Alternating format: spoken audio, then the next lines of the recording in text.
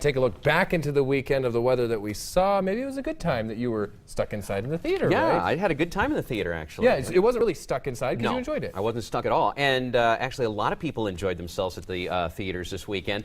The box office was all evil over the weekend as Evil Dead sliced and diced its way to $26 million and the top spot on the chart. In second place, The Croods and G.I. Joe Retaliation tied with $21.1 million, and the re-release of Jurassic Park in 3D brought in $18.2 million for fourth place. Overall, ticket sales were up from a year ago. Ginger and Rosa, now at the Flicks, is about British bohemians in 1962 when jazz was still cool. I love the music, the exquisite cast, and their amazing performances. But Elle Fanning, Dakota's little sister, comes into her own and delivers a performance that is simply jaw-dropping. She makes the film her own, defying her age and giving a command to the screen that escapes many other more famous actors. Ginger and Rosa is art, simply art. 4.5 stars out of 5.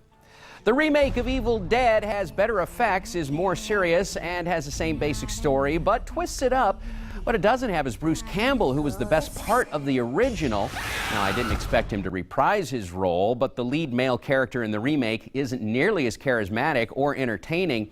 But the film makes up for it in other ways. Goopy, gloppy, and splatterific. It's a lot of fun on its own. It pays suitable homage to the original, but stakes out a claim for itself. Still, I missed Bruce Campbell. But stay to the end of the credits, and you'll see a little bit of Ash. 4 stars out of 5. Shockingly candid, The Gatekeepers, also now at the Flicks, exposes the Israeli war on terror going back to the 1960s through the eyes of those it charged to protect. We hear 6 leaders of the Israeli security agency tell of their victories, their failures, and their misgivings. This interesting Oscar-nominated documentary shows recent history in Israel, warts and all. 4 stars out of 5. While it was fun to see Jurassic Park on the big screen again, I wasn't so impressed with the 3D. It adds nothing to the film and in many spots takes away from it, making it fuzzy looking.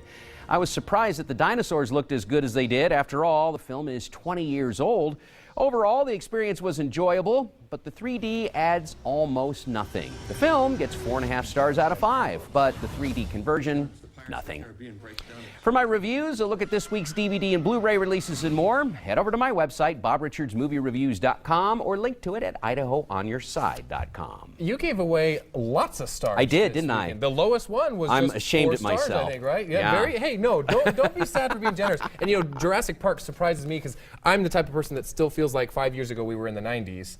You'd be right at home in this movie. 1993 when that came out, 20 years ago. 20 when you years say ago. it that way, even more mind-boggling. Great movie right there as well. It holds up surprisingly well. Worth it to see it again in the theaters, or if you never got that chance.